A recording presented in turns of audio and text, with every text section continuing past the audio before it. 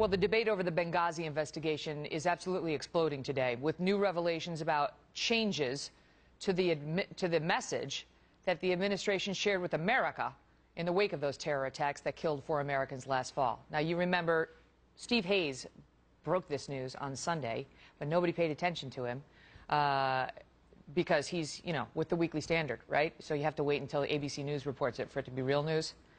Not here. We reported it all week. But he got his hands on the original talking points and showed us all how they had been modified repeatedly at the behest of Victoria Nuland, the State Department spokeswoman, who was not satisfied with the references therein to al-Qaeda and Islamic extremists and the warnings that the CIA had provided about how dangerous Benghazi had become. All scrubbed. Okay, so now ABC News reports on it and expands on it. In John Carl's defense, he did a good job. And so now it's news.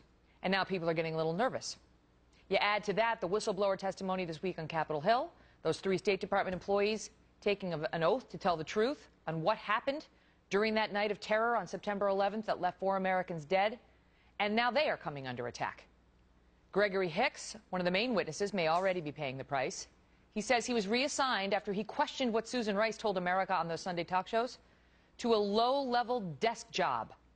He did not believe what she told us. And now we know he had cause for his concerns, and now he's been demoted. Our own James Rosen presented the State Department, or pressed, I should say, the State Department ahead of Mr. Hicks' testimony, and listen to this exchange from Monday.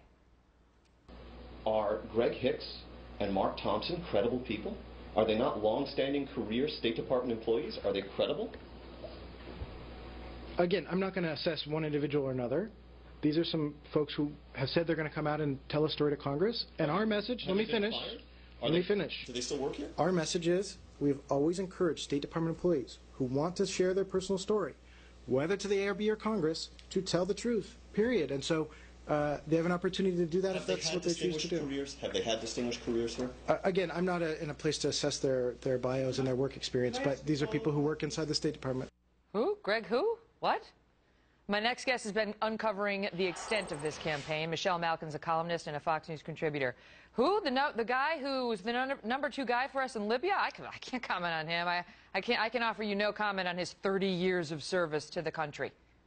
Yeah, the dripping condescension of that State Department flack makes me want to throw up, especially after these 3, in particular Greg Hicks, gave such moving, detailed, and comprehensive testimony about what they knew, what they saw, and what this administration didn't do.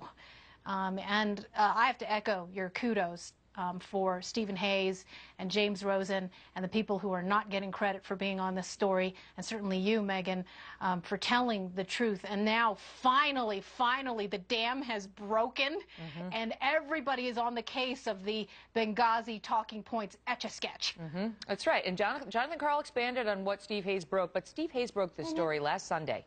And it was like, no, I didn't hear it. I don't know anything about the Weekly Standard. I mean, he had it. He had the changes in the talking points, the State Department interference, the White House role in saying, get it done, listen to the State Department. And all week long, we've been pretending that didn't exist. Not us. That's right. But the mainstream media. Now ABC News has it. It's a story. And now there's going to be the blowback, because even on NBC News this morning, Lisa Myers, a reporter there, was saying she is now getting tons of calls from Democrats who want to weigh in on the whistleblowers, and in particular Gregory Hicks, saying he wasn't demoted, and already the response to demean or push back on these whistleblowers is starting, Michelle.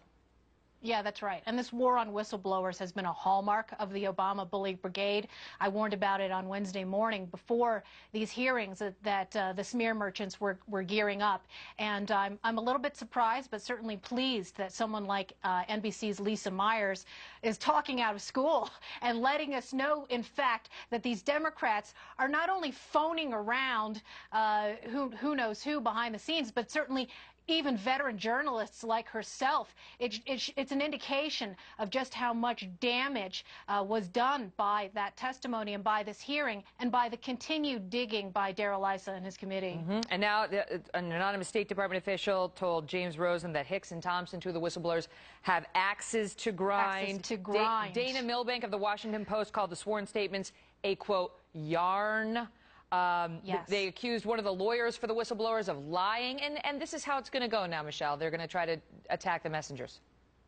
And we certainly saw this passive-aggressive game that many of the Democrats on the House Oversight and Reform Committee were playing on Wednesday. Very notable. This whole, oh, we're your friends, and if any retribution or retaliation comes to you, of course we'll try and protect you. And then, of course, in the same breath, they turn around and essentially accuse these people of lying. And we saw it with J. Christian Adams, new Black Panther case. They said it about him. They've gone after Cheryl Atkinson at CBS News, her bosses reportedly, according to Politico. And on it goes. Michelle, thank you for being here.